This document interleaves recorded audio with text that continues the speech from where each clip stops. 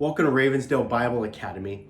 Today's course is Introduction to Marriage, and today's lesson is Purity Before Marriage. Purity Before Marriage. And we want to take a look at our anchor verse, which is Hebrews 13:4, which says this: marriage is to be held in honor among all, and the marriage bed is to be undefiled. For fornicators and adulterers, God will judge. So there's judgment. There's judgment if you're not pure before marriage. And so what are we talking about? Well, we're looking at the idea of purity, modesty, morality. These are all key biblical terms and principles for marriage relationships and for relationships that begin before marriage as well. And so you are called to be pure. You're called to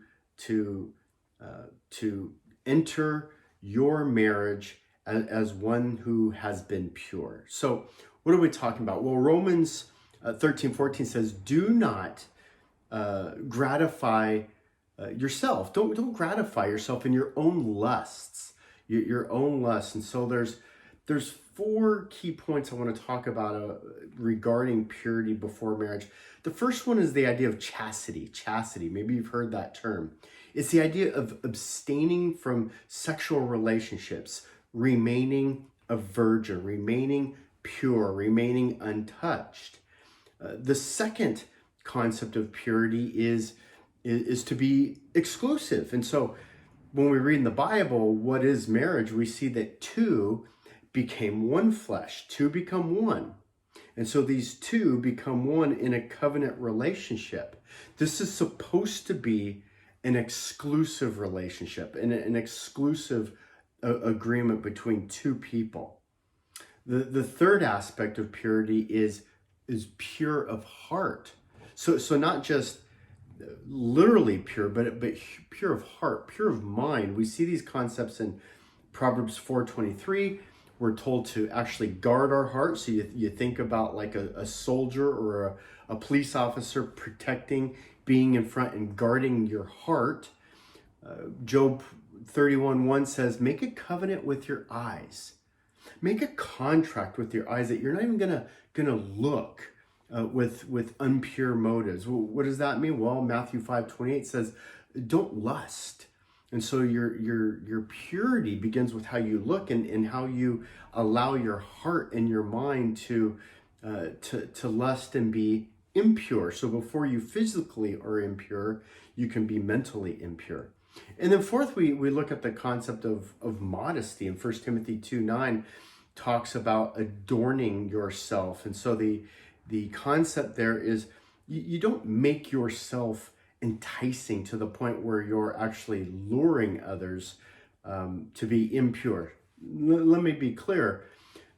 It takes two here. So one is the person who is enticing and not being modest, and they're responsible and accountable for that. But the other person who then looks upon that person with lust, well, they're accountable as well. And so it's one of those interesting things where you can't blame the other person no matter what side you're on. And so the idea then of virginity is this is your wedding gift. This is a wedding gift that you give in covenant relationship where you're finally saying, okay, now the two are going to join together physically as one. It's a wedding gift between two people. You wouldn't give your special wedding gift to others, right? And so the idea there is the virgin comes into the marriage bed pure, not touched, not having been in a physical relationship before, a virgin. Now the idea of chastity, and the reason why we're talking about this, especially in the world's eye, is just vanishing. And so the world's value system just doesn't value this. But let me be clear, God does. The Lord values this. The scriptures are clear. And having been somebody that's married 28 years, having children who are married, having children who are getting married, having counseled a lot of people in marriages, it's important. Believe me, it's important that you are pure before marriage with other people, pure before marriage in the relationship with the person you're marrying, because in your marriage, this will have application. This will affect your marriage in one way or another for the rest of your life, whether it's always looking at that person and knowing, you know what, I gave you my gift of me and purity. Whether you're a parent someday and you're telling your sons or daughters, listen, you can be pure, you need to be pure. If I can do it, you can do it, right? And so you want to be able to give that positive affirmation. This is the Lord's blueprint for marriage, and it begins before you're married with purity.